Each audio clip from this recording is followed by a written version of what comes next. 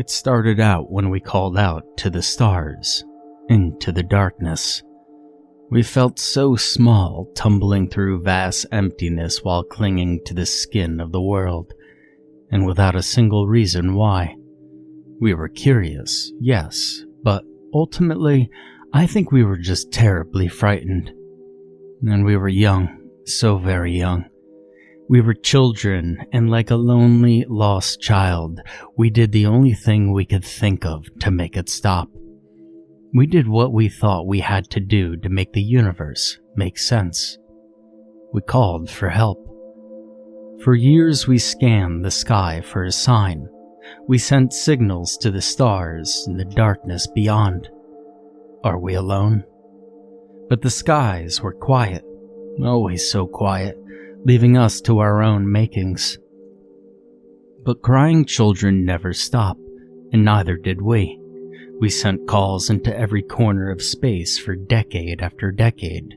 We refused to believe no one was out there, and yet they had to be. For some unknown reason, they never answered us. And everyone remembers when that changed. They think it responded to the Arecibo message from 1974.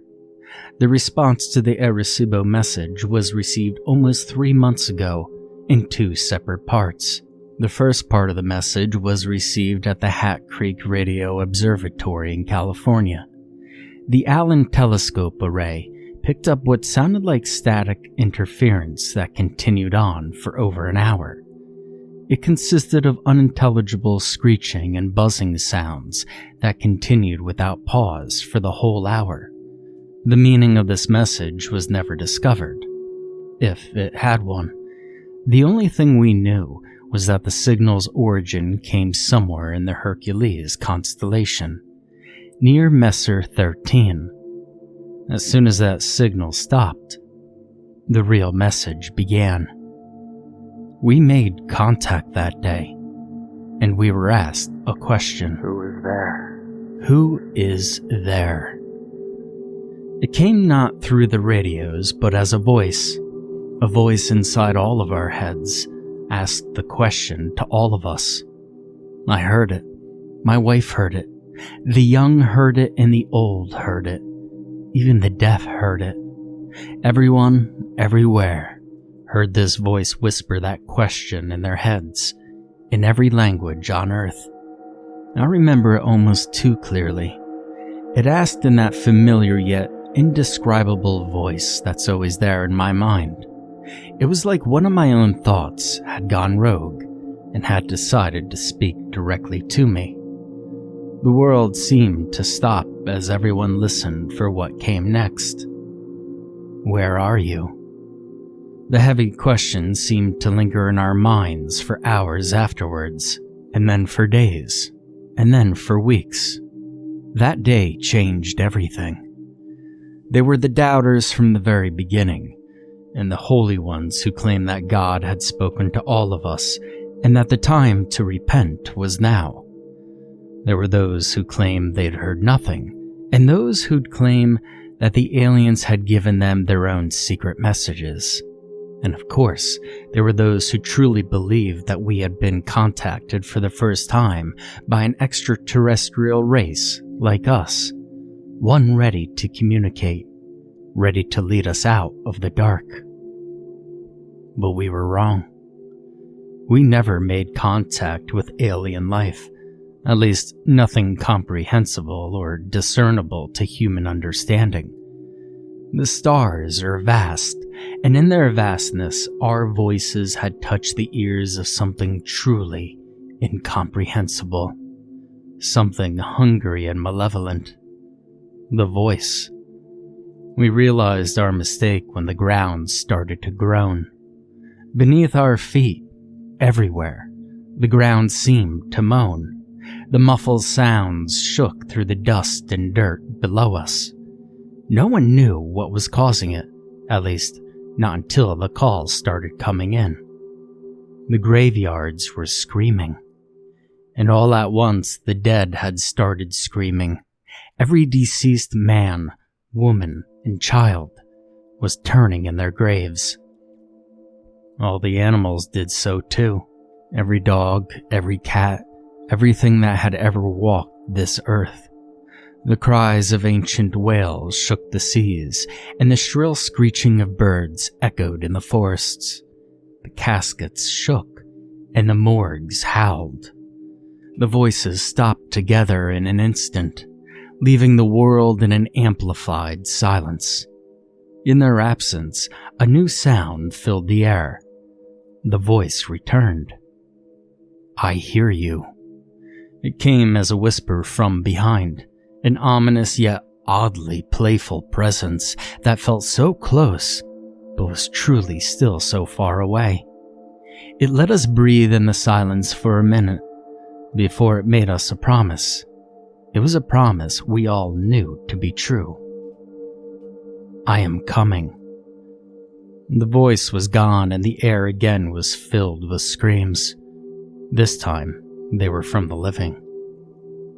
After the voice had gone, we were left to our own devices. Millions panicked, and rightfully so, as chaos took a hold of the streets. Many would die in the violence and the gunfire of that night. They would be known as the raptured before long, and the rest of us were the condemned. We could only wait. The screaming dead was only the first of the side effects that we felt as the voice approached. The closer it got, the more we felt it. And that first night after the screaming, we noticed the stars bleed for the first time. A section of the western sky had turned black, blacker than the night. It was only truly visible because of the ring of stars around it. The light from those stars had turned red, and they seemed to bleed across the sky like food coloring dropped into water.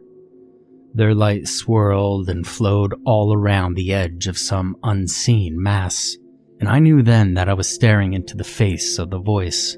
Our scientists claimed that nothing was there, and that their radar and scans always came up empty. Their telescopes could see nothing but darkness in that section of space.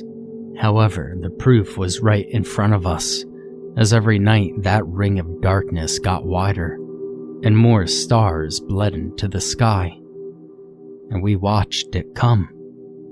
As each night passed, the black spot would widen, and more stars would distort and bleed around it. During the day, a new hell would greet us. The side effects worsened. The day always brought something new. I'm sure most of what happened will go untold and unknown. The animals started disappearing. All of them. No tracks, traces, or bodies were left behind. Pets would run away, some violently so. They all retreated, never to be seen again. The forests were left abandoned, the oceans empty. The air was left silent. The world left seemed empty and lonely. They left like water receding from the shore, just before the tsunami breaks. And one day, about 2 weeks ago, scientists tried to talk to the voice again. They hoped, perhaps, to reason with it. They told it about what was happening on our world, and asked it questions. The scientists begged. It didn't speak. When asked what, the voice sent a response. The next night, the skies lit up with streaks of fire. It was alight for hours, blazoned with oranges and reds. We didn't realize the effects until the next day when the televisions turned to static, and the telephones refused to work.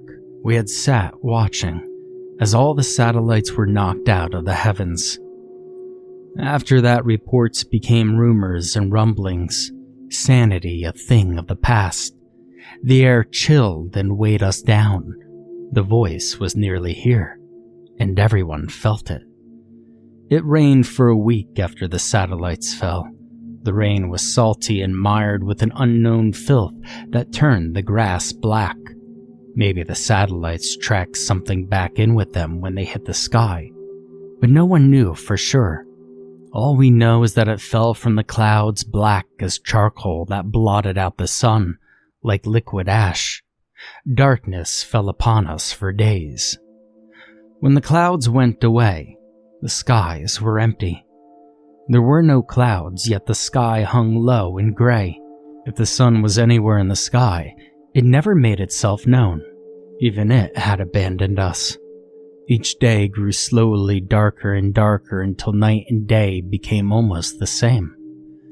Some people would claim later that they'd seen things in the dark, creatures with gangly limbs and crooked faces, lurking in the corner of their vision.